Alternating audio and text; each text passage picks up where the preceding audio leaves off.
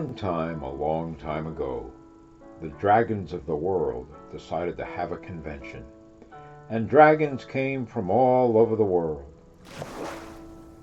Sea dragons emerged out of the oceans. The earth dragon appeared. The great dragon from China, scary and powerful, appeared.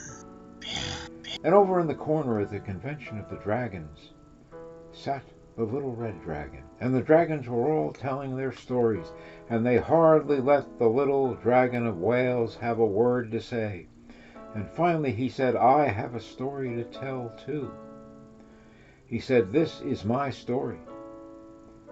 And he said, a long time ago, there were two kings in Britain, in some of the principalities that existed at that time. And these kings were brothers. And they went out and they got two little dragons, and they kept those dragons as pets. But they were noisome little dragons, and they caused the two kings a lot of trouble. They did a lot of damage. They weren't very nice to be around, and so the kings decided that they were going to get rid of these two dragons. And so they got a box, and they put the two dragons into the box, and they buried it deep in the ground, and they forgot about the dragons.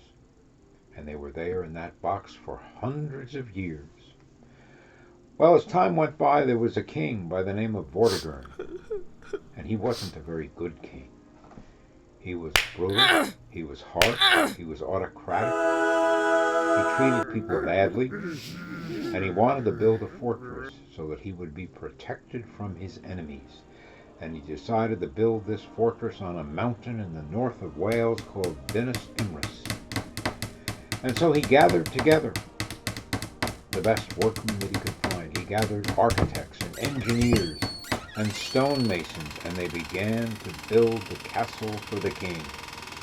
And as they had the walls fairly well erected, there came a great rumbling in the middle of the night. The earth shook, and the walls came tumbling down. The king was angry, and he fired the architects and the stonemasons, and he hired new workers, new architects, new engineers. They came in, and they began to build the castle again. But again, as the castle was almost completed, there came in the middle of the night a rumbling, and the earth shook, and the walls came tumbling down. And this happened the third time, and the king was very angry. He said, what am I to do? And someone said, well, there's a boy in Wales who has a lot of insight. He has a lot of knowledge, and he has many gifts, and his name is Merlin. Bring him in. Perhaps he will be able to solve your problem, tell you why the walls keep falling down. And so the king's emissaries went out, and they went to Merlin, and they brought him back before the king. And the king sat there upon his throne and looked very angry. And Merlin was terrified, and he said, tell me, boy, why do the walls keep falling down? And Merlin said, I think you should dig down right here in this spot where you want to build the castle.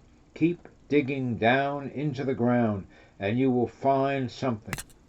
And so the workmen dug down on the orders of the king. They dug down into the ground, and they dug very deeply into the ground, and finally they came across a box. And as they opened that box, two dragons came out.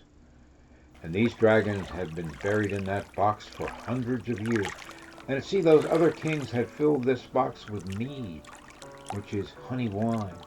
And so they had been swimming in this lake of honey wine, of mead, for a long time, and they were angry and they disliked one another. And as soon as they got out of the box, they began to fight. And the fight went on for a long time. Both of the dragons were powerful. It appeared that the white dragon was a bit stronger, a bit more skillful in the fighting.